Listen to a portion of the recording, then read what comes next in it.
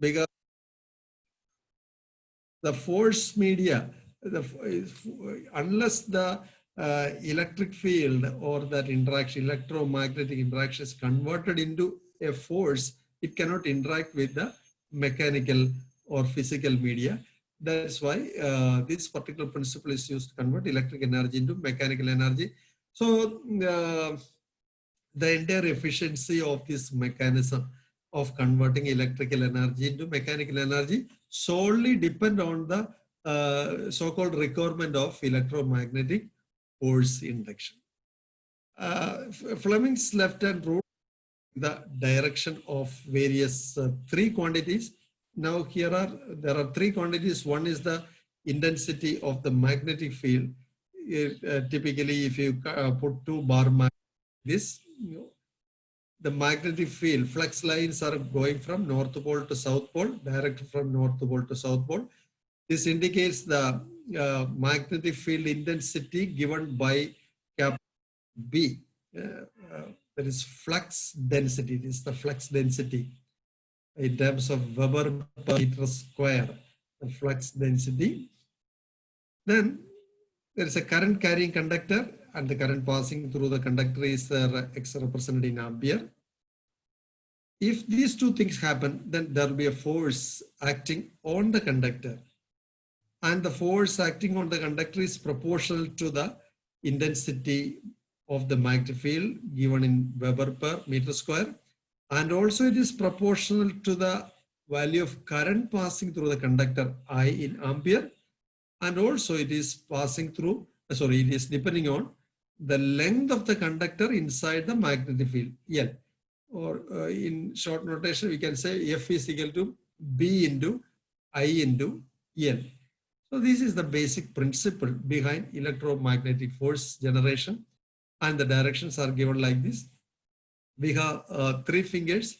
One is the thumb, another is the index finger, and this is the middle finger. Okay. So the index finger is directed towards the magnetic field, and the middle finger is directed towards the current. Two things happen, then the electromagnetic force is induced on the current carrying conductor along the direction of the thumb. So you have to use the left hand for this principle, and this is the main basic principle behind all this electric motor action. Now we are going to the details of the modeling, how we can model the various parameters of motor. There are two basic parameters of DC torque motor. One is called KT, K suffix capital T, another is called KB. KT is called torque constant and other is called back EMF constant. We'll derive expression for both of these things starting from the basics. There is a single coil. This is we have now earlier slide was talking about the force acting on a current carrying conductor, but you know that a conductor itself don't have existence because current pass through a closed loop only, not through a particular conductor. We have to close the loop, otherwise current cannot flow. So you have to put the conductor as a coil like this. This is the representation of a single coil, and it is wound on a cylindrical drum. So we are taking only one coil which is whose plane is exactly in the plane of the magnetic field. This is the north pole, this is south pole. B is the flux density direction. This is current carrying conductor coil, and it is mounted on a armature drum, armature frame, which is having a provision to rotate about an axis. This is the axis of that armature frame, and this axis is mechanically mounted using frictionless bearing. Frictionless bearing means always there will be a friction, but very small friction bearing. Different types of bearings are available depending on the application. Then we are connecting the external voltage supply to this current carrying conductor. You know that the external voltage supply is stationary with respect to motor. So if we connect this supply to this coil, and if the coil rotates, then it is difficult to continue the connection. That is why we are providing brushes which will, this brush will span 180 degree. Here we can see better. This one part of the rotation 180 degree, this other part of rotation 180 degree. The first brush will give contact for the first semicircle in the first 180 degree, and the other brush will give contact to the next semicircle. So there is a break of exchange, transfer of brush at this around at the null axis, which will lead to there is making and breaking of contact with the brushes will lead to spark production at the joints, and also there will be wear and tear at the brush. So a lot of research have gone earlier into finding out the best suitable material for brush. Some graphite based materials were made for brush, but now there is no requirement like that, because we, for space application or high-end applications, we go for brushless commutation. This particular principle is called commutation. We are changing from one half to other half, commute the electric supply. So as we are now making use of brushless commutation, there is no need to worry about the spark, wear and tear and all. But for explaining, this is a better circuit diagram. Brushless is achieved by sensing and switching over the electronics. Once you understand this, then you can easily understand the brushless counterpart of this motor. Okay, let us consider the single coil like this. It is having a current IA. The radius of the coil is R, or the diameter of the drum is 2R. And the torque produced about the axis due to the force acting on the current carrying conductor. There is this total one conductor, if you are taking, is Tm, and the deflection is theta m, and the angular velocity is omega m. All are in consistent units, SI units. This can be even viewed using a perspective geometry like this. While the coil is rotating, it will change its angle with respect to the magnetic neutral axis.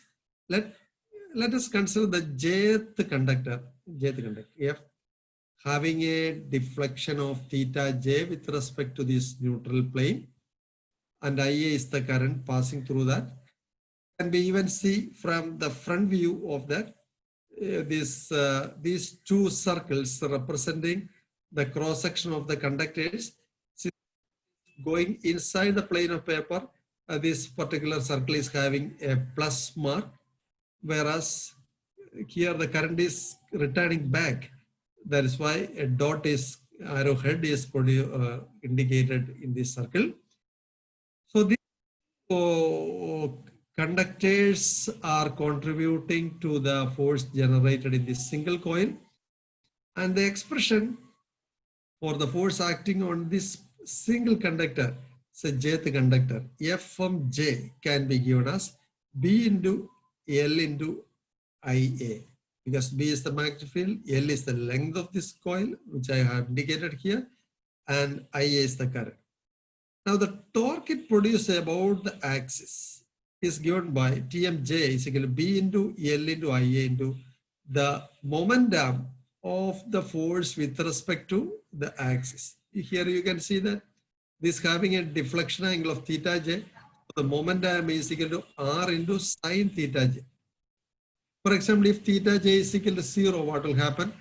This is exactly in this neutral plane, and it cannot produce any torque about the axis. So sine theta j will become 0. Similarly, if theta j is equal to 180 degree also, torque produced equal to 0. And if the angle is more than 180 degree, then what will happen is it will go to the other side. But say, while the current is passing through a coil, it has two parts. One is the outgoing part, another is incoming part. And the incoming part, the direction of current is opposite. Hence, the force produced at the second half of the is upward. But one advantage is the upward force in this return path and downward force in the ongoing path. They produce torque in the same direction. The torques are additive. So if you sum up these two forces, you will get twice the force, 2 into B into L into I into R sine theta J is the force produced on a single coil. Now we have to integrate such force over all coils. That's what is done here. So the total force produced on the armature is equal to twice of sigma T and J, where theta J is varied only between 0 and pi, because we are considering only the first half of the armature, because second half is already accounted in the return path. So this is the expression for 2 into B into L into IA into R sigma sine theta J, where theta J is 0 to pi. This we can represent as KT into IA, where KT is known as the torque constant. That is, you take IA is the only variable here. All other things are parameters of the motor. Even sigma theta J over all conductors over the first half is also a constant for a given winding configuration. B is a constant because we are not modulating the flux density. L is a constant because there is a length of conductor. So 2 into B into L into the sigma theta J into R is a constant, and that is called KT, torque constant of the motor.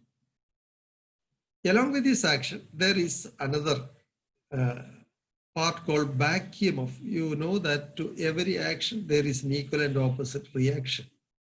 It is the Newton's law in dynamics and statics that is fully in the mechanical field. But here, this is the transfer of energy from electric field to the mechanical field. So the action is by way of converting current to torque, and the reaction is by way of transforming velocity into voltage, something like dual variables. So the action is by converting current into force or torque, whereas reaction is by way of transforming the velocity or angular velocity back to voltage. Why it's called as dual variable is the two variables considered in the electric domain. One is current, another is voltage. If you multiply current and voltage, you will get power. Similarly, in the mechanical domain, two variables concerned are one is force, another is velocity, or torque or angular velocity. If you multiply torque into angular velocity, also you will get power. So the power transfer from electric domain to mechanical domain is fully taken care through this action-reaction process. So the dynamics will be complete, or the model of the motor will be complete only if we consider the reaction part of this transformation of energy, that is through back EMF. That is obtained by EBJ, the back EMF induced on a single coil having a velocity in the magnetic field. That is, if a conductor is moving, cutting the magnetic field, voltage will be induced. This is the induced EMF. That is another principle of the counterpart of the electromagnetic force generation, and that is given by the product of B into L into Vj, where Vj is the velocity of the conductor perpendicular to the magnetic field. Now you know that it is constrained to, the conductors are constrained to rotate around a circular profile.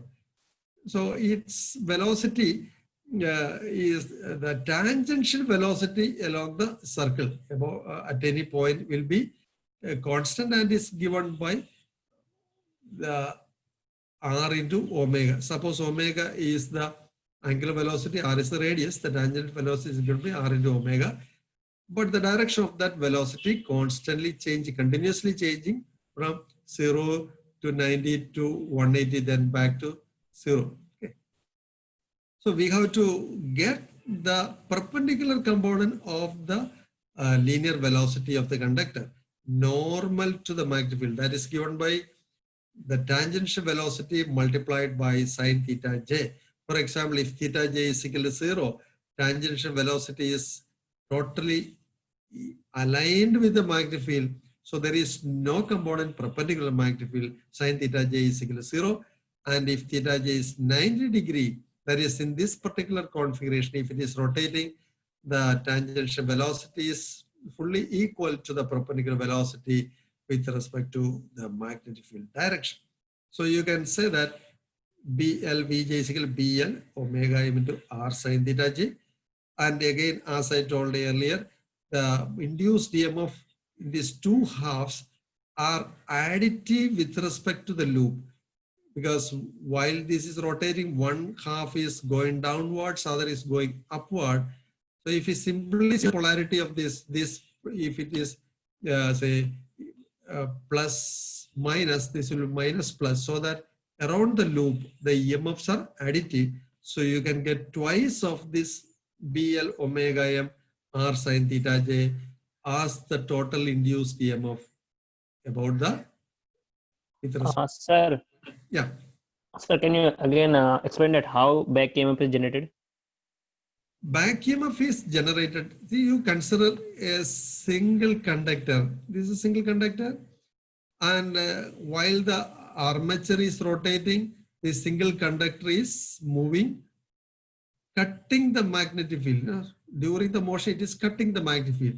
The basic principle of electromagnetic EMF generation is if a conductor is moving in such a way that it cuts the flux lines, then an EMF will be induced across the conductor, and its value is given by product of flux density, product of the length, and also product with respect to the perpendicular velocity of the conductor with respect to the magnetic field. That is BLP. That is the formula I give, BLVJ, where Vj is the perpendicular velocity of the conductor, jth conductor, in a direction perpendicular to the direction of the magnetic field. Now we are adding all such voltages over all the conductors, and all the conductors can be divided into two groups. One is one half, other is on the other half, because they are additive. So we are adding only over the first half and doubling it. So finally you can give the total induced EMF is equal to Kb into omega m, where Kb is the constant 2PL R sigma sin theta j, and omega m is the only variable here which is taken up. Finally, you can see that the direction of, so the value of Kb back EMF and value of Kt both are same from these two equations, 2BL R sigma sin theta j. Similarly, here also 2BL R sigma sin theta j. That means Kb is equal to Kt if you express everything in consistent units. Only thing, if you derive the units, Kt unit will be Newton meter per ampere, isn't it? Because it is producing Newton meter torque for a given current in ampere. So Newton meter per ampere. Whereas the unit of Kb is voltage divided by a radian per second. That is voltage induced for unit angular velocity. But if you break down these units into fundamental units of mass, length, and time, you can see that voltage divided by radian per second is the same as Newton meter per ampere. That you can take it as an exercise. So if you express Kb and Kt in SI units, their numerical values will be equal. That is all. So if somebody is giving only KT value in Newton meter per radian, sorry, Newton meter per ampere, you can directly take KB as the same numerical value but expressed in volt per radian per second. Understood? Any doubts further? Okay. Now we are going to finer details of the modeling of the actuator.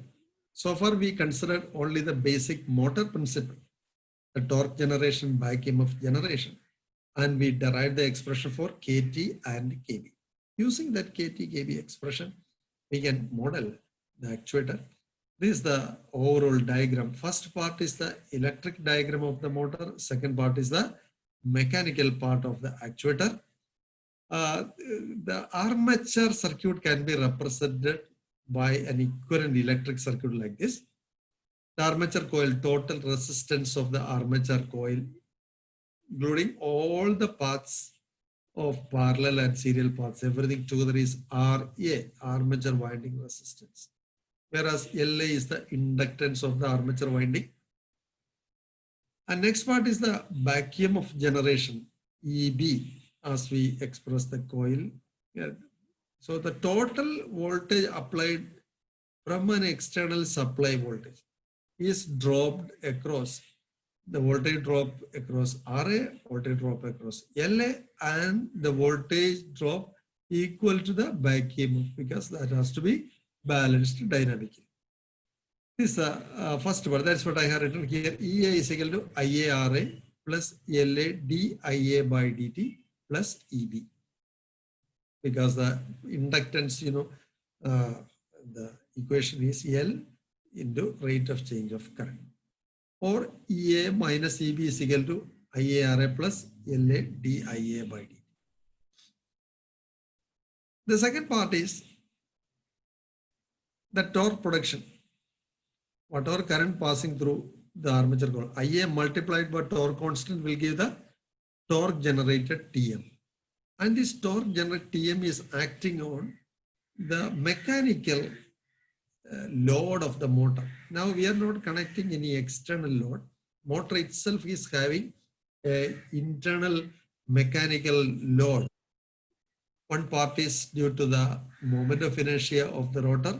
Other part is due to the bearing viscous damping force, and bearing will have other types of friction, Coulomb friction, static friction or stiction. So many things will be there. But now we are only concentrating with respect to the linear part of the forces. That is only having the viscous damping. If it is properly lubricated, the damping will be majorly contributed by the viscous damping only. So BM part is the viscous damping, JM is the inertia. And if you are connecting a spring load, that also can be taken care. Thus, finally, you can say that TMS is equal to JMS square plus BMS into theta ms. I hope that you remember the transfer function of mechanical systems in Laplace transform domain, studied in 4th semester. Jm is the moment of inertia, Bm is the viscous damping. So Jm into S square plus Bm into S multiplied by Laplace transform of deflection. Theta m is the deflection, not the angular velocity. If you multiply, you will get the Laplace transform of the torque. Here, we assume that the initial conditions are zero. Initial condition in the sense, the initial value of deflection theta m and the initial value of theta m dot, the angular velocity. That is, the motor is starting from is neutral from rest only. That's under the condition only we can write this equation. And we can take the Laplace transform of the first part. That is EB in EB of E here. When I write EB in Laplace transform domain, EBS is equal to KB into omega ms. KB is a constant which is same in time domain as well as frequency domain. But whenever variables are there, you have to take the Laplace transform. So in time domain, EB is EB of T, where in frequency domain, EB means EB of S. may not always represent the subscript yes or the function, the domain yes or t. Based on the context, you can understand. So finally, you can convert these two equations. We can club the Laplace transform for the first equation and Laplace transform for this equation to get this block diagram. That is EAS minus EBS is equal to RA plus LAS into IAS, or if you divide EA minus EB by RA plus LAS, you will get IAS. That IAS multiplied by KT will give the torque produced TMS, then TMS divided by JMS plus BM. I had taken one S outside to explicitly show the angular velocity part, and further integration of the angular velocity, you will get the motor deflection, and the angular velocity omega ms multiplied by kb will give the back EMF that is subtracted. Thus the loop is closed. That is, the loop means the action reaction loop is closed. One way you can say that EA is the electrical part, correspondingly TM is the torque part. So electrical energy is converted into mechanical energy. So first part will discuss on the transformation of electrical signal into a mechanical forcing signal. The second part will talk about the transformation of the mechanical variable into equivalent electrical forcing part. So the loop is closed, and finally you can reduce this block diagram. Theta m by EA is equal to KT by RA. You know the G by 1 plus GH formula, you remember. G is the forward path, H is the feedback path here. And we assume one approximation. We neglect LAS comparison with RA for the operating range of frequencies. Operating range of frequency means our suppose we are using motor for a servo system having a bandwidth of 5 Hertz with a maximum deflection of some 5 degree and all. So if our operating range bandwidth is 5 Hertz, so we will have to consider only say up to some 20-25 Hertz for the modeling purpose. Hence, within 25 Hertz, LA into S will be much negligible compared to RA. There is a inductance of the coil is made so small that sufficient amount of current is passing through the coil within the operating range, because other is only a reactive component, a useless component. So we want to only have the active part, active component. So we can approximate 1 by RA plus LAS into 1 by RA. Thus we can reduce this block like this. Thus we get the transfer function of the motor, that is theta ms by SS KT by RA divided by S into JMS plus BM plus KT KB by RA, where JM is the MI of motor. This is the mathematical model. Out of this you can see one part. Earlier when the mechanical part alone was there, it is having only the viscous damping coefficient due to the bearing friction only. Now we have added one more part to the viscous damping, KT KB by RA, and this contains KT and KB. They are due to the electromagnetic induction only. And RA is there. Assume that we are open circuiting this coil. Open circuiting means we are making RA is equal to infinity. That is, we are just open it.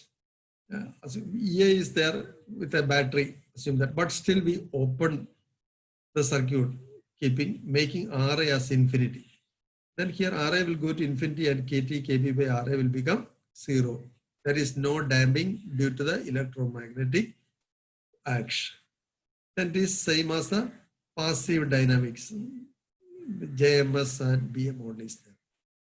So this particular part is add on to the damping of the viscous.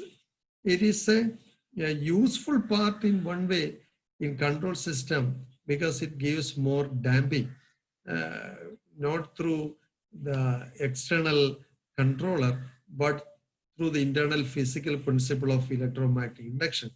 It is a pure damping, not having any other higher order terms, approximation, etc. But on the other way, if there is too much for a certain principle, certain application, that may be disadvantage also. So this is all about that configuration. If you have any doubts, you can ask on this.